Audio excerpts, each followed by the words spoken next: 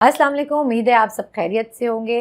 दोस्तों, हम अपने इर्द गिर्द इस किस्म के जुमले अक्सर सुनते रहते हैं कि मैं अपने बच्चों के मामले में बड़ी पॉजेसिव हूँ, मैं अपनी बीवी को लेके बड़ा पॉजेसिव हूँ। इस टर्म पे ज़रा गौर कर लेते हैं। Possessiveness comes from the word possession, जिसके माने हैं मिल्कियत या कब्ज़ा। अब कौन सी चीज़ें इंसान की मिल्कियत में हो सकती हैं? मेरा घर, मेरी गाड़ी मेरी मिल्कियत में है। क्यों? क्योंकि मैंने इन्हें ख़रीदा है ना। इसलिए मैं ये कहने में बिल्कुल हक़ बजानिब हूँ कि ये गाड़ी चूँकि मेरी है, इसलिए मैं डिसाइड करूँगी कि ये रेनी सीज़न में लॉन्ग राउट्स पे जाएगी या नहीं जाएगी। मैं इसके बारे में अपनी मिल्कियत जताने का पूरा हक़ रखती हूँ। अब बहुत सारे लोग इंटेलेक्ट के इतने लेवल पे होते हैं हाई कि वो मटेरियल चीज़ों में भी बिल्कुल पॉजेसिवनेस शो नहीं करते, मगर जनरली इट्स फेयरली एक्सेप्टेड।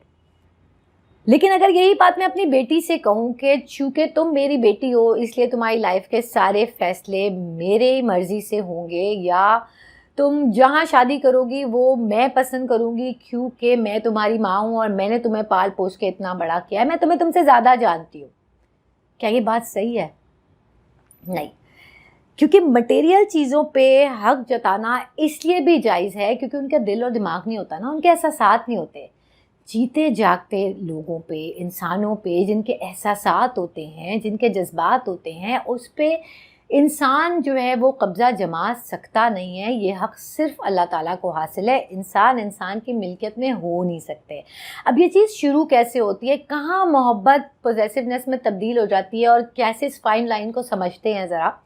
आपके घर में आपके हस्बैंड है या आपका भाई है, वो आपको कहता है कि इतनी रात में अकेले मत जाओ, मैं तुम्हें छोड़ के आऊँगा और मैं ही तुम्हें लेने आऊँगा। या आपको कहा जाता है कि आप बाहर का खाना मत खाएं, मैं सुबह उठ के बना दिया करूँगी, बाहर का खाना नहीं खाएं, सेहत के लिए अच्छा नहीं होता।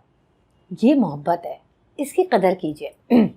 लेकिन अगर आपके घर में एक नॉर्म है कि आप एक दूसरे को बता के जाते हैं, लेकिन एक दिन आप रैंडम कहीं रुक गए और उसके बाद आपसे इस किस्म की डिस्कशन हो रही है कि भाई आप मुझे बग़ैर बताए वहाँ गई कैसे? मुझे पहले पता होना चाहिए था, मैं मना थोड़ी कर देता। ये कलर मत पहना करो, मुझे पसंद नहीं है। आपने कहा था कि आप ऑफिस से सीधे घर आएंगे, आप लेट होकर अब आके आप मुझे बता रहे हैं कि आपको अपना एक दोस्त मिल गया था। आप मुझे पहले बताते, आप कैसे रुक गए वहाँ पे? हम कल चले जाते, मैं भी साथ चली जाती। ये वो मौके हैं जहाँ पे हम दूसरों को कंट्रोल करने की कोशिश करते हैं, उन्हें अपनी पोजेशन में लेने की कोशिश करते हैं, और यही वो मकाम है जहाँ से रिश्तों में झूठ, बददियानती, चोरी, ख़यानत सब शुरू होता है। और इसका ज़िम्मेदार सिर्फ़ और सिर्फ एक शख्स होता है, वो जो कि पोजेसिवनेस शो करता है।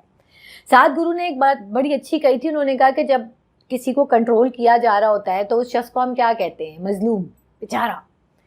जो ये सब कर रहा होता है उसको क्या कहते हैं? ऑप्रेसर, गासिब। अब आप कहेंगे अरे नहीं, I do it out of my immense love for him और हर, मैं तो इश्क करता हूँ इससे। मैं आप करते होंगे इश्क, आपके इश्क का नतीजा क्या निकल रहा है? आप जिस शख्स से मोहब्बत करें उसे कैसा होना चाहिए? उसे फ्लरिश करना चाहिए, उसके एतमाद में इजाफा होना चाहिए, उसको फलना फूलना चाहिए। लेकिन आपकी मोहब्बत के नतीजे में क्या हो रहा है? वो शख्स आपके खौफ में जी रहा है। आपकी मर्जी के खिलाफ जाके उसने कोई फैसला कर लिया, वो गलत हो गया, अब वो लरज रहा है कि मैं क्या करूं, अब क्या होगा। अब वो झूठ सच सोच रहा है ना। तो ये जो है ना, ये पॉजेसिवनेस है। याद रखें एक बात कि खौफ जो है ना वो मोहब्बत का बाय प्रोडक्ट हो नहीं सकता, और अगर आपकी मोहब्बत के नतीजे में खौफ पनप रहा है ना तो ये पॉजेसिवनेस है। इससे खुद को बचाइए। हवा चलती है, कितनी अच्छी लगती है हमें, लेकिन यही हवा जब आंधी में तब्दील हो जाती है तो क्या होता है? चीज़ें टूटना शुरू हो जाती हैं, फिर हम घर के दरवाजे खिड़कियां बंद करने लगते हैं।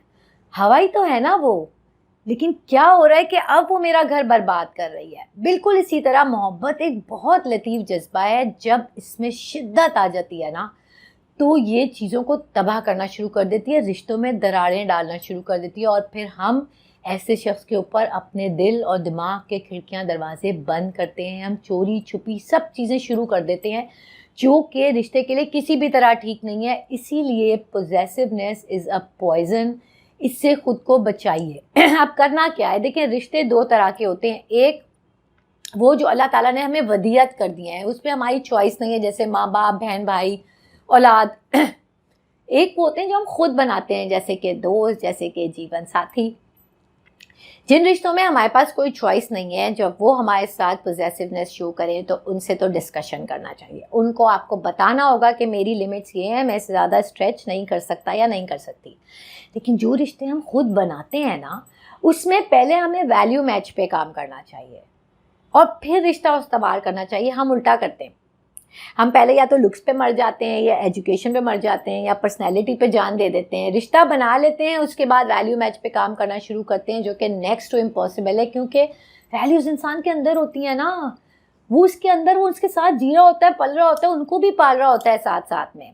तो वैल्यू मैचिंग पे काम करना ज़रूरी है। हमारे एक रिश्तेदार थे, उन्होंने काफ़ी देर में शादी की, तो एक दफ़ा उन्होंने कहा कि मुझे अपने हिसाब की लड़की नहीं मिलती। तो मैंने कहा ये तो बहुत आसान काम है। तो उन्होंने कहा कि कैसे? तो मैंने कहा भाई आपकी 3 टॉप वैल्यूज़ क्या है? उन्होंने कहा मैं तो लड़की की बात कर रहा हूँ। मैं उसी तरफ आ रही हूँ, आपकी 3 टॉप वैल्यूज़ क्या है? उन्होंने कहा ऑनेस्टी, इंटेग्रिटी और मैनर्स।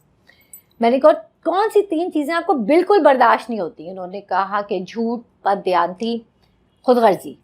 मैंने कहा बस ये 6 चीज़ें दिमाग में रखें, जिस लड़की में शुरू की 3 हो और आखिर की 3 ना हो, she will be the perfect match for you. Rest, everything is secondary, including education. I repeat, including education. पढ़े लिखे लोगों को ताल्लुक़ ख़त्म करते हुए देखा है ना आपने? 2 ऐसे लोगों को अपनी राहें जुदा करते हुए देखा है ना आपने कि रिश्ता उनका ख़त्म होता है और दुख हमें होता रहता है कि ऐसा क्या हुआ इन लोगों के दरमियान जो निभ नहीं सकी। ये दोनों ही बहुत अच्छे थे, वो दोनों ही बहुत अच्छे होते हैं। वैल्यू मैच नहीं होता, वैल्यू क्लैश होता है, जिसकी वजह से निभ नहीं पाती, और जो निभा जाते हैं वो ज़ब्त की किन राहों से गुजरते हैं ये मैं और आप अंदाज़ा कर ही नहीं सकते कभी। तो वैल्यू मैच के ऊपर काम करें। अगर आप फ्रीडम ओरिएंटेड नहीं हैं, आप नहीं पसंद करते कि आपका दोस्त या आपका शरीके हयात बहुत पुरएतमाद हो, आउट गोइंग हो, पीपल पर्सन हो, तो आप एक ऐसा शख्स ढूंढें जो आपके जैसा हो और उससे शादी करें, उससे रिश्ता बनाएं, रादर देन कि आप किसी फ्रीडम ओरिएंटेड बंदे से रिश्ता बनाएं, उसको एक डूज एंड डोंट्स की लिस्ट पकड़ा दे कि ये करो, ये करो, ये ना करो। क्योंकि अगर कोई तुम्हारी तरफ मुतवज्जे होता है, चाहे वो तुम्हारी बेस्ट फ्रेंड ही क्यों ना हो, तो मेरे तन बदन में आग लग जाती है। Life does not work that way, I am sorry.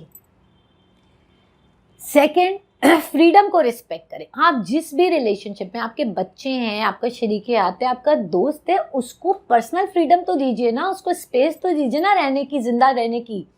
और अगर आपको मिली हुई है तो उसकी रिस्पेक्ट कीजिए, उसकी कदर कीजिए। फ्रीडम का मतलब ये नहीं है कि आप जो चाहें करते फिरें लाइफ में। कमिटेड रिलेशनशिप को ऑनर कीजिए, उनकी हुदूद को पामाल करने की कोशिश नहीं करें, इसका नतीजा बहुत संगीन होता है, याद रखें। Last but not the least, material चीज़ों पे अपना हक जताना किसी ना किसी हद तक जायज़ है। जीते जागते इंसानों पे काबिज होने की कोशिश मत कीजिए, आपके हाथ कुछ नहीं आएगा, क्योंकि रिश्ते निभाए जाते हैं, रिश्ते जताए नहीं जाते। मुझे सुनने का बहुत शुक्रिया। अल्लाह हम सब का हाफिज़ होने के बाद।